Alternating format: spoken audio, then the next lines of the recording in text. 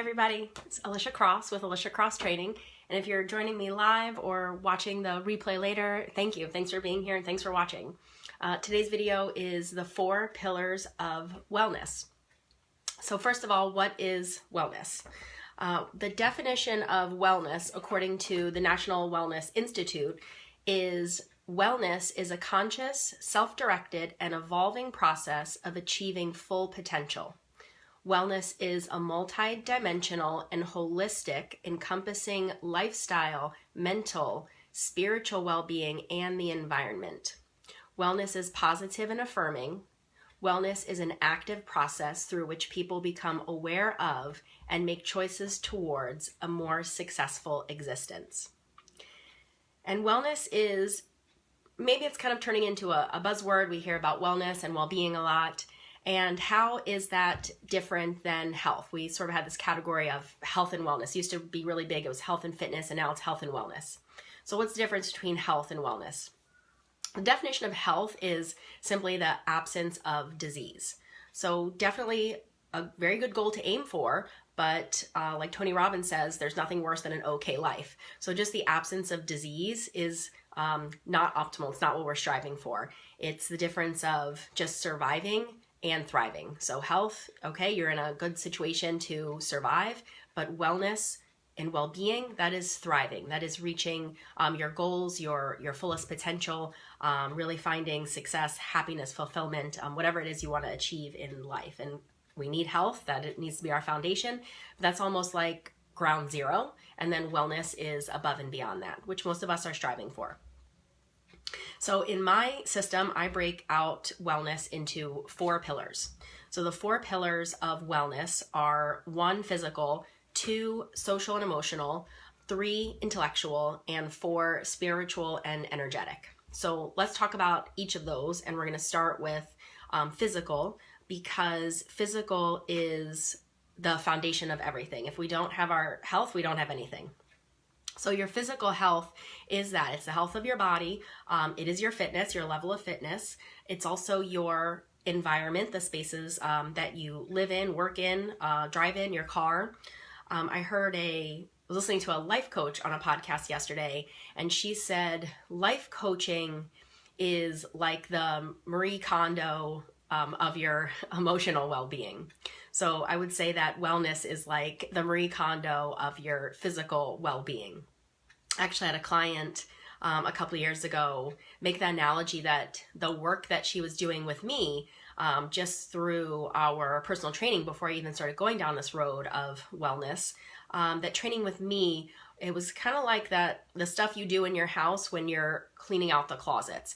Maybe it's not immediately noticeable that you've done something, but it's the work that you need to do beneath the surface so that things don't become a problem visually, that doesn't kind of leak out. So it's the inner work that gives you the outer results. And that's really the direction that I was going in with my training. So it kind of, the wellness coaching was the next logical step, because training was so much more than just putting people through a workout. It's also important to know that your physical, like I said, it's not just your health, it's also your environment. So maybe you do need to declutter. You do need that to, KonMari your environment. It's also, do you have toxic relationships in your environment? Do you have toxic chemicals, in the skincare products that you're using, in your cleaning products? Are you still microwaving in plastic Tupperware containers? So these are all things to think about in your physical space. And then the second pillar of wellness is your social and your emotional. So this is your relationships and your mindset. And of course, all of these things, they affect each other. And that's kind of the foundation of, or the premises of where I'm coming from, that our physical health is the foundation of all these things that we want to work on. But your social and emotional well-being are going to be relationships with other people, as well as your relationship, your most important relationship, the one with yourself. And of course, that's things you can work on yourself, whether you're journaling or reading or meditating, or maybe that's something you get help with from another professional, like a life coach or a therapist or a counselor. And then the next, so that's social and emotional. And then the next pillar is intellectual. So it's the third pillar. And this is, are you continuing to grow and expand your mind? There is no status quo in nature. You're either growing or you're dying. So you need to keep that in mind with your body and your mind. So continuing to challenge yourself by learning new things, taking up new hobbies, reading. There's a study you may have heard of, very famous study that was done with nuns. And after the nuns, some of these nuns had passed away and they did autopsies on them, they found that they had all of the amyloid plaque buildup that we would see in someone with Alzheimer's disease. But they didn't have any of the symptoms. And they thought that a big part of that was because they were continuing to learn and study. And of course, they had their spiritual background. So these things that we're doing in our life, staying vital and staying relevant, is definitely going to affect our health physically, mentally, and emotionally. So I love that, I know at Nova, once you're a certain age, you can take classes for free. You're not working towards a degree, but you're just there to learn and also to contribute. I know I took a class, I was in a history class, and there was a lecture, and I think he said something about, because who here has a history degree? And this guy actually raised his hand. So he had that, he already had the degree, but he was there just to learn and to keep learning. And then of course he had a lot to offer to the conversations. He brought a lot to the learning experience. So never stop learning, never stop growing. And then the last pillar, so we have physical, social, emotional, your intellectual, and lastly, spiritual and energetic. And I'm going to share the blog post that I did on the 4 pillars of wellness. And you'll see on this spiritual energetic, I had the least to say. Basically, it's beyond the physical realm, it's metaphysical, and we're all on our own journey. So I personally am going down my own path of this spiritual and energetic pillar in this decade of my life. I really believe that the last decade was really about my physical health, working out and taking care of my health. And of course, that's going to continue. But my kind of embracing the energy healing and learning more about spirituality, that was never something that I pursued. I looked at everything through the lens of the physical health and well-being. And so this, I really kind of dedicated, I'm planning on continuing to dedicate this decade of my life to spiritual and energetic healing growth. And I've talked about the fact that last year I started with energy healing. So you might be familiar with Reiki, and Reiki is kind of a brand of energy healing. And my energy healer kind of does her own unique energy healing. And since I've started that last year, my life has been in an upward spiral. So that's something I'm going to continue to keep in my life. So these 4 pillars are areas that we want to explore and grow. And if we're lacking in any of those areas, we want to take care of them and do what we can on our own, but also get other people to help us with these areas. And that's exactly what I do in wellness coaching. So again, if you need, help with your spiritual, emotional, or your spiritual or your energetic side, you're not going to be necessarily coming to me for that unless we kind of talk about how some of those aspects tie into yoga and philosophy and how I'm dealing with that or adding that into my yoga classes. I might not be the first person that you're coming to for social and emotional help. You may need a counselor or a therapist, or you may need a life coach to address some of those issues. But where I do come in with wellness coaching is maybe I help you to see that is what you're needing in your life to really come into the fullest, your fullest potential. So maybe I help you to see that, or maybe I help to provide you with some resources so that you can take those steps to reach out to those people who you need. So, and of course, my whole foundation is coming from that physical basis of health and fitness, nutrition, exercise, because this is the foundation. Good health is the foundation for fulfillment. And I really love this fulfillment because it's deeper than success. It's deeper than happiness. Success isn't everything. And we know that because unfortunately there are people, very successful, very famous people in the past who have chosen to end their lives. So clearly there was something missing beyond just success. And happiness versus meaning, or happiness versus contentment, happiness versus joy. So I'm rereading a really good book. I'll put a link to it in the comments, but it's The Power of Meaning. The Power of Meaning, Finding Fulfillment in a World Obsessed with Happiness by Emily Esfahani-Smith. And what she is talking about in this book, that some of the things that bring us the most meaning may not necessarily are the things that bring us happiness. And a great example she gives is parenting, or maybe you're doing some work that's really, it's fulfilling, but it's not, if you're, working with people who are sick, you may not describe yourself as feeling happy when you leave work, but you feel very fulfilled in the work that you're doing. And this really resonates with me because this is a philosophy of yoga.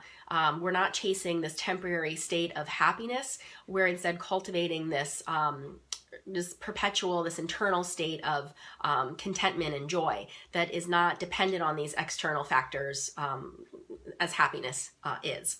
So this state of fulfillment, which I think kind of sums up what it is that we're looking for, the meaning and the joy and the contentment, we need our physical health to be the foundation so that we can do those things. We need to have the energy and the drive and the motivation and the ability to go do these things that bring us fulfillment. And it could also feel very lofty. So if we're just kind of stuck in a place and we know that we need something, it could feel very lofty to just jump in and say I'm gonna go after the spiritual side, or I'm going to go after, heal the emotional side. Or we may not even realize that that's the work that we need, but a low barrier entry is going to be physical. So cleaning up our diet, cleaning up our environment, incorporating exercise, going for a walk, that's a good place to start, where most of us can start, because we do exist in this very physical space. And of course, not all of us. There are people that exist more in the intellectual space or the spiritual space, but for most of us, this is where we're at. We're in this we're existing in this physical plane. It's what we connect to the most. And there's a quote, I shared this a couple of weeks ago, by Gretchen Rubin, who's an author and a podcaster. Outer order contributes to inner calm.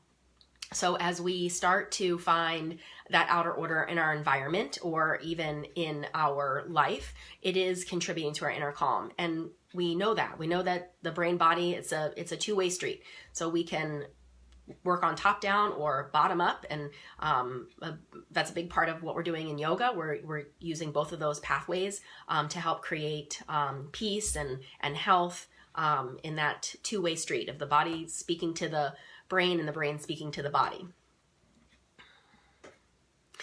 And the physical, when we start to take care of our physical health and we're exercising, that really leads to other things.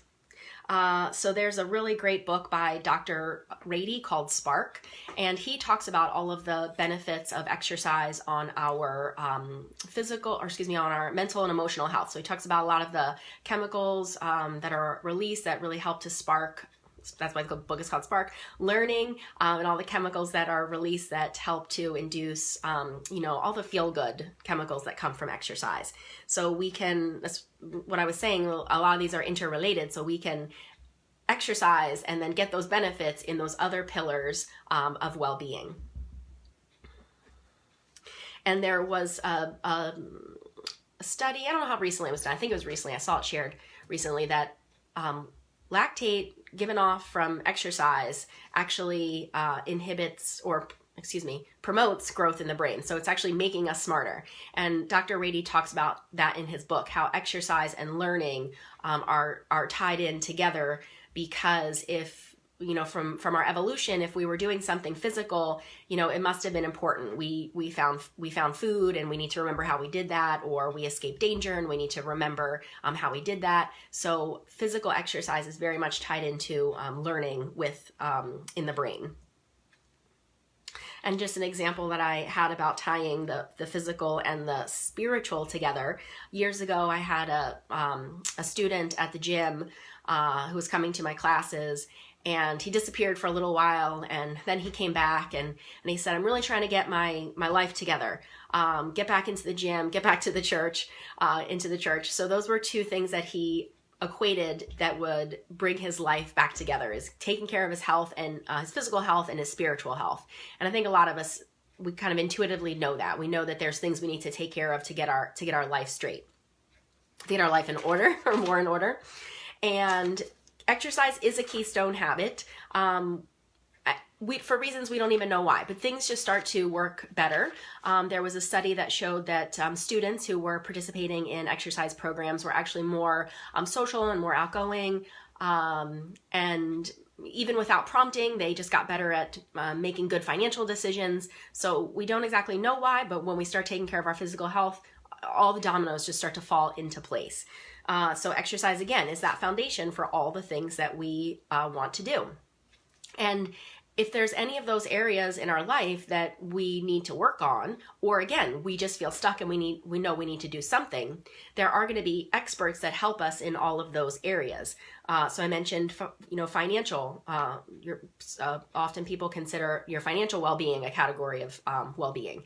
And I wouldn't be the person you'd come to that, but perhaps through wellness coaching, we might get to the root of some issues that are going on with you. And maybe I can help you to see that what you need is some financial planning. You need to reach out to somebody who can help you with that. And in our coaching sessions, that's what I really tried to do, is to shine that light on maybe what you already know, bring that to the surface, and perhaps help give you the information that there are people who can help you. There are steps you can take on your own, or maybe you need a referral to someone else who can help you on one of these other areas that are not my expertise. They're not my wheelhouse. So that's what I try to do, is to collaborate with you on your well-being, your definition of wellness and your picture of wellness. And what I like to start with, perhaps you've seen these assessment wheels. So these can have lots of different topics on them. They can be kind of overall, where you might have career and your spirituality and your health and your social connections. And I made my wheel assessment specific to holistic fitness. So really encompassing all of the areas that are important for your holistic fitness, which would be some of the components of fitness, like strength and cardiorespiratory fitness, flexibility and mobility. And then there's also diet, yoga, your overall health, your appearance and how you feel, and your recovery, sleep, meditation, self-myofascial release, any kind of rejuvenating activities or massage, anything that falls under recovery. And so this is a really good place to start, because on this wheel, you rate how you're doing from 0 to 10 in each of these areas. And then you can look at the ones where you're scoring the lowest. And then I give you some questions to journal on in those areas.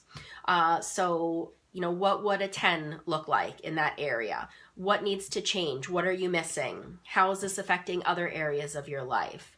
What are you dissatisfied with? What are you tolerating? So taking some time to reflect on these areas can help show you where you want to spend your attention, your time, your energy, and your resources, because these are what's going to help propel you forward in all areas of your life. And so after we kind of collaborate to clarify what your vision is, and then we can look at this holistic fitness wheel to see where you're currently at, and see where that gap is of where you're at and where you need to be. And then I help you to brainstorm on steps that will bring you closer to your goal. And I always say that we kind of know what those things are we need to be doing. You have those things in your mind, like, I really should, I really need to, I got to start. We know a lot of those things. So I help to bring those to the surface, but then also clear up any misconceptions. I had a client, for example, who asked me, I heard the best way to lose weight was to sleep less. Of course, that's the opposite. So I had to provide a little education just to talk about the importance of sleep and what we really need to focus on when we're working on weight loss. So that's something I'll do. If you have some misconceptions out there, which unfortunately the social media does tend to lead to some of those misconceptions. You know, exercising to lose belly fat or exercising to lose back fat. You know, I want to clear up some of those miscommunications that social media is perpetuating. So I'll definitely help you with that if you've gotten off track of what you need to do. And then when we have all of those steps and I've cleared up that misinformation, answer any questions that you have, then we find those steps that you are willing to commit to. And there is a saying in business that's under promise and over deliver. And I think that's exactly the track that we need to take with ourselves.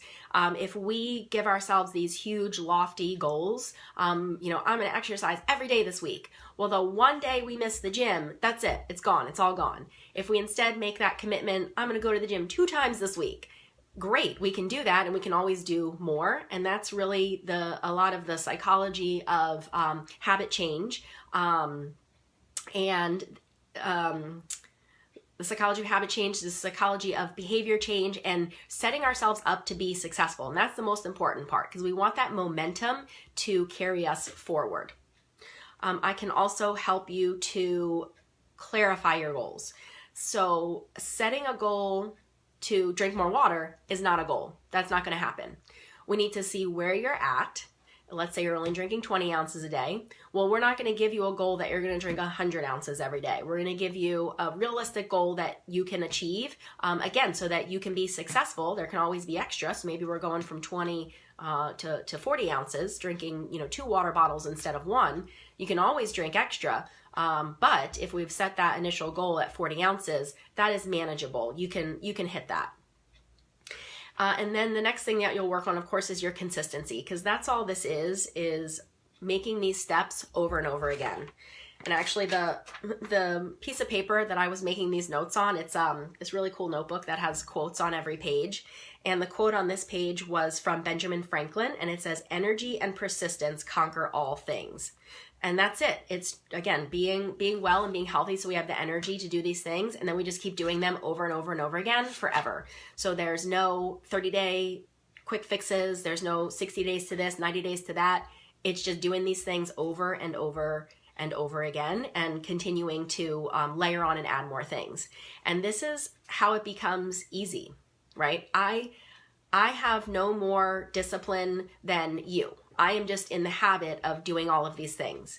So we go through that period where we're building that habit, and then we just keep doing it. And once it's a habit, it's effortless because our brain doesn't want to work that hard. So if there's something we're going to do over and over again, it's going to lay down the framework so that that is automatic. And this is why that consistency is really important in the beginning. I talk about clients who they're not regular or consistent, and I say every session is our first session. You know, every session we're just starting over again.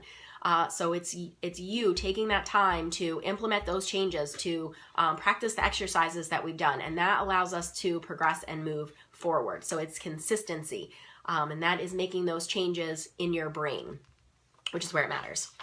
So I showed you the holistic fitness wheel. So again, when we meet, I clear up any misinformation that's out there. I give you resources that you might need, or perhaps you already know who the person is you need to reach out to, or you know what the thing is you need to start doing. I ask you the questions that really help to bring things to your awareness, because sometimes you're just too close. It's really hard to see your own stuff.